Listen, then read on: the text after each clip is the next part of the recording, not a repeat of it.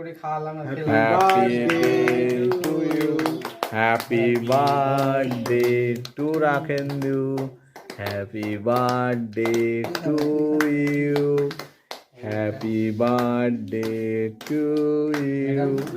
Happy birthday to Rakhendu. Happy birthday to you.